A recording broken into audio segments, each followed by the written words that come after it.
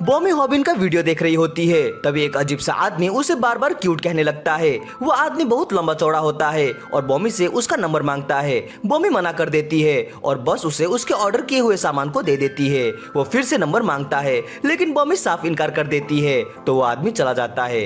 वहाँ काम करने वाले बाकी लोग बात करते हैं कि वो आदमी आजकल बार बार यहाँ आ रहा है। बॉमी सोचती है कि हॉबिन ने उसकी मदद की थी जब पेको उसे परेशान कर रहा था, लेकिन अब उसे पछतावा हो रहा है कि वो उस दिन उसे अकेले छोड़कर चली गई थी। थोड़ी देर बाद कुछ कसाई भारी मीट उठाने में मुश्किल महसूस करते हैं। तभी वही लंबा चौड़ा आदमी आता है और आसानी से मीट उठा लेता है। सब लोग हैरान हो जाते हैं लेकिन उसका ध्यान बस बॉमी पर होता है। वो बार बार सोचता है कि बॉमी कितनी प्यारी है और सोचता है कि वो उसे कैसे अपना बना सकता है। आसपास के लोग बताते हैं कि उसका नाम वोंग है और वो कोरियन पारंपरिक कुश्ती सीरियम में बहुत अच्छा है। वोंग तभी एक वीडियो देखता है जहां ताहुन हार गया था।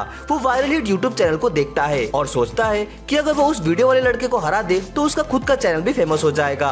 वहीं स्कूल में स्पेंसर सोचता है कि क्या हॉबिन ठीक है, क्योंकि एक बैक किक ने उसे हॉस्पिटल पहुंचा दिया था, लेकिन हॉबिन को कुछ खास नहीं हुआ। दरअसल हॉबिन ने खुद को बहुत मेहनत से ट्रेन किया है, फिर भी हॉबिन कुछ परेशान रहता है। उसे लगता है कि वो तो हमेशा से बुली का शिकार हो रहा है, लेकिन ताहुन बाकी लोगों से थोड़ा अलग था। हॉबिन को नहीं लगता कि ताहुन उतना बुरा है जितना वो पहले समझते थे, लेकिन स्पेंसर इसे पागलपन मानता है। हॉबिन ताहुन के चेहरे के हाव भाव याद करता है और सोचता है कि क्या दोबारा वो ताहुन से मिलेगा। वो सोचता है कि ताहुन अब कैसा होगा। स्पेंसर बताता है कि सोशल मीडिया में ताहुन के बेहोश होने के वक्त का लुक बहुत वायरल हो रहा है और अगर वो खुद का यूट्यूब चैनल बनाए तो तुरंत 2 लाख सब्सक्राइबर मिल जाएंगे। ये सुनकर हॉबिन झट से ताहुन के लिए कहे अपने सारे विचार वापस ले लेता है, क्योंकि उसे लुक से फायदा उठाना पसंद नहीं। उधर गेल खुद को याद दिलाती है कि उसे कुछ आदतें छोड़नी होगी, जैसे कि बूढ़ों जैसी बातें करना और अचानक गाना गाने लगना।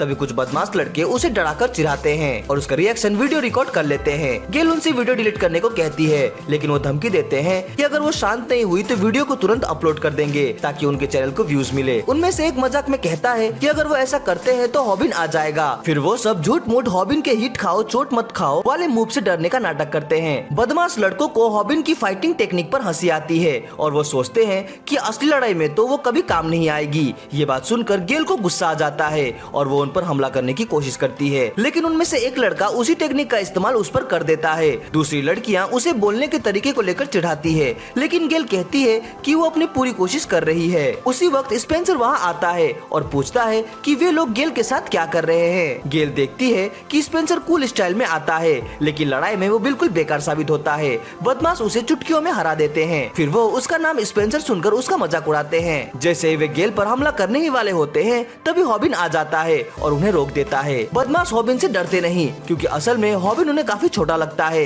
ये सारे बदमाश पहले साल के छात्र होते हैं और हॉबिन जो दूसरे साल में है हैरान होता है कि आजकल के बच्चे इतने बड़े कैसे हो गए हैं। हॉबिन को समझ में नहीं आता कि अब क्या करे। बदमाश पूछता है कि क्या वो लड़ना चाहता है। वो बताते हैं कि उनका भी यूट्यूब चैनल है और उन्हें लगता है कि ताहुन के खिलाफ हॉबिन की फाइट नकली थी। उन्हें यकीन है कि असली लड़ाई में हॉबिन ताहुन को कभी नहीं हरा सकता। उनका लीडर हॉबिन को चैलेंज देता है, एक एक की फाइट जिसमें दोनों का यूट्यूब चैनल दांव पर हो। हॉबिन को एहसास होता है कि उसकी चुप्पी की वजह से ये लोग कुछ ज्यादा ही कॉन्फिडेंट हो गए हैं, लेकिन वो समझ जाता है कि ये ताहुन जितने ताकतवर नहीं है। वो फैसला करता है कि उसे डरावना दिखना पड़ेगा, बिल्कुल ताहुन की तरह। इसलिए वो वैसे ही डायलॉग मारता है, 50 सेंट्स निकाल। लेकिन सब उसे पैसे दे देते हैं और हंसने लगते हैं। सबको पता होता है कि वो ताहुन की नकल कर रहा है, लेकिन ये बात ताहुन पर ही अच्छी लगती है। बदमाश हॉबिन पर हमला करने ही वाले होते हैं तभी किम वहाँ आकर सबको डरा देता है, जिससे वे रुक जाते हैं। बाद में हॉबिन और उसके दोस्त उस ग्रुप के बारे में बात करते हैं जो गेल पर हमला कर रहे थे। वो खुद को द कॉमेडी क्रू कहते हैं और सिर्फ प्रैंक वीडियो बनाते हैं। सबसे बुरी बात ये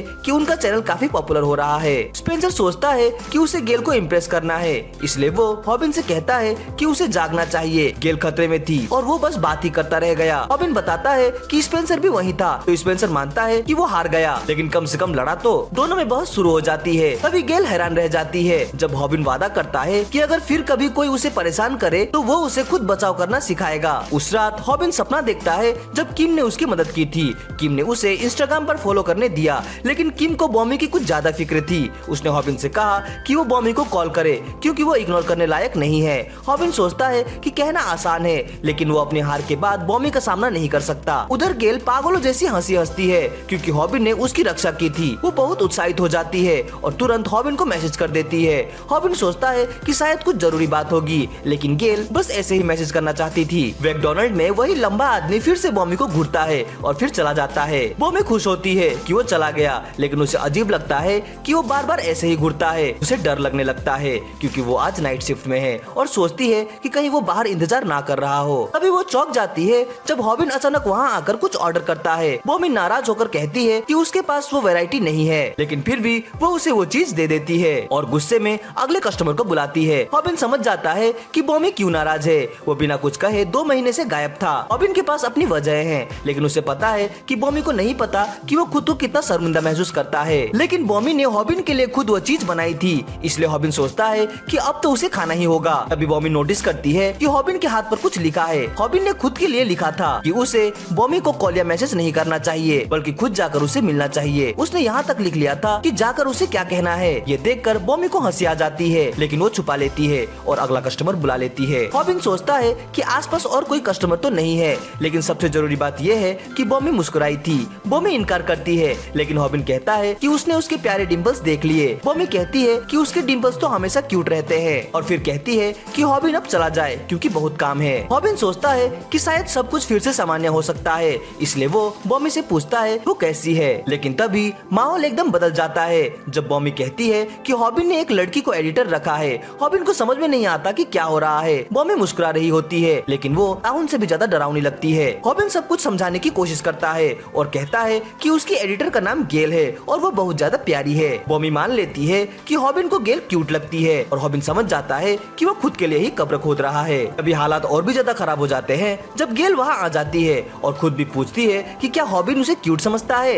हॉबिन जवाब देता है हाँ, वो तो पूरे स्कूल में पॉपुलर है। उसे लगता है कि शायद वो उससे मिलने आई है, लेकिन गेल कहती है कि वो तो उसे एक गाना दिखाने आई है जो उसने लिखा है। गेल उस पर अटैक करती है, लेकिन हॉबिन अपनी मार खाए बिना कैसे बचे वाली ट्रिक इस्तेमाल करता है। अभी बॉमी हैरान रह जाती है। उसे सच में लगता है कि गेल बहुत क्यूट है। और भी चौंकाने वाली बात तब होती है जब गेल बॉमी को जिनसेन का गिफ्ट देती है और बताती है कि हॉबिन उसके बारे में हमेशा बात करता रहता है। वो कहती है कि ये गिफ्ट हॉबिन की तरफ से है, बस उसे माफी मांगना नहीं आता। हॉबिन घबरा जाता है। गेल बताती है कि हॉबिन सच में बॉमी से बात करना चाहता था। बॉमी धीरे से हॉबिन से कहती है कि उसे मैसेज कर देना, लेकिन फिर बार बार मना भी करती है। गेल कहती है कि अब उसे निकलना होगा और बहाना बनाती है कि उसकी इनग्रो टोननेल फिर से दुख रही है। हॉबिन को लगता है कि शायद गेल कुछ जरूरी बात करने आई थी, लेकिन वो कहता है कि ऐसा कुछ नहीं था। जाते समय वो हॉबिन की कई बातों को सोचती है और गुस्से में एक पोल को लात मारती है। अगले दिन बॉमी हॉबिन से हंसते हुए मैसेज में बात कर रही होती है, लेकिन तभी कॉमेडी क्रू नाम का एक यूट्यूब ग्रुप उसे एक प्रैंक में फंसा देता है। वो लोग बताते हैं कि वो कौन है और कैसे नकली सांप से लोगों को डरा रहे हैं। फिर वो बॉमी से पूछते हैं कि क्या वो उसकी डर के रिएक्शन वाली वीडियो यूट्यूब में डाल सकते हैं। बॉमी डरी और कंफ्यूज होती है, लेकिन वो लोग मान लेते हैं कि उसका मतलब हाँ था। अभी सब चौंक जाते हैं क्योंकि एक कार सीधा बॉमी की तरफ आ रही होती है। वीडियो के अगले पार्ट के लिए कमेंट जरूर करें। वीडियो अच्छी लगी हो तो इसे लाइक और कमेंट जरूर करें। हमसे जुड़ने के लिए चैनल को सब्सक्राइब करें। तो मिलते हैं अपनी अगली वीडियो में। Sign out.